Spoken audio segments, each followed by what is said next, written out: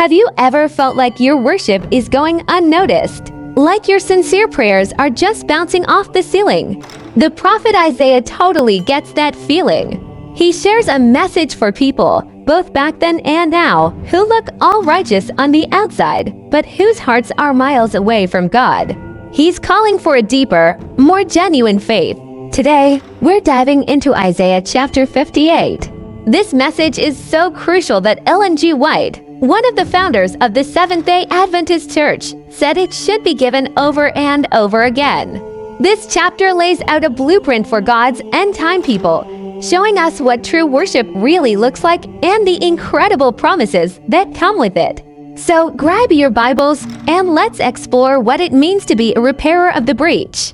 Starting off, God delivers a serious rebuke in verses 1 through 5. He tells Isaiah to cry aloud, "Spare not, lift up thy voice like a trumpet, and show my people their transgression."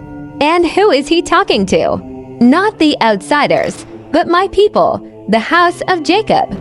These folks were deep into their religious practices. They fasted, prayed, and sought justice.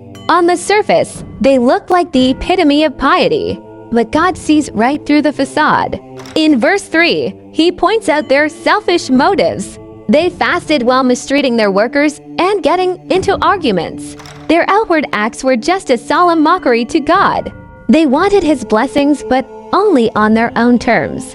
This is a wake-up call for us, too. We can fill our lives with church attendance, Bible study, and prayers, but if our hearts aren't transformed and our actions don't reflect God's character, we're no better than those people Isaiah was calling out.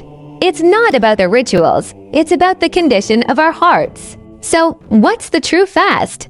God tells us in verses 6 and 7, "Is not this the fast that I have chosen? To loose the bands of wickedness, to let the oppressed go free, to deal thy bread to the hungry, to cover the naked." This is the heart of the Isaiah 58 message for us. True faith is active and compassionate. It's about surrendering ourselves and aligning our lives with Christ's ministry. Ellen White emphasized that the true fast is no mere formal service. Jesus lived a life of sacrifice for the sake of the world. That's why Adventists focus so much on medical missionary work and social outreach. When we meet people's physical needs, we open the door for them to hear the gospel. It's a real expression of God's love that breaks down barriers and shows what living for Christ is all about. Now, let's talk about the incredible rewards for those who follow God's true path. Verse 8 promises, "Then shall thy light break forth as the morning, and thine health shall spring forth speedily." God promises spiritual vitality, guidance, and an outpouring of his blessings.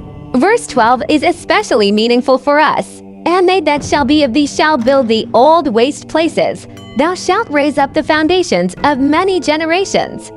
And thou shalt be called the repairer of the breach, the restorer of paths to dwell in." So, what's this breach? It refers to a gap in God's law created by ignoring the fourth commandment and putting human-made institutions above God's Sabbath. As end-time reformers, the SDA Church is called to restore the truth of the Sabbath and shine light in a dark world. Let's wrap up with the Sabbath. God asks us to turn away from our own pleasure and call the Sabbath a delight. This isn't about strict rules, but about joyfully embracing God's holy day, prioritizing him over our selfish pursuits. The delight of the Sabbath comes from resting in him and reflecting his character of selfless love. The ultimate reward? "Then shalt thou delight thyself in the Lord."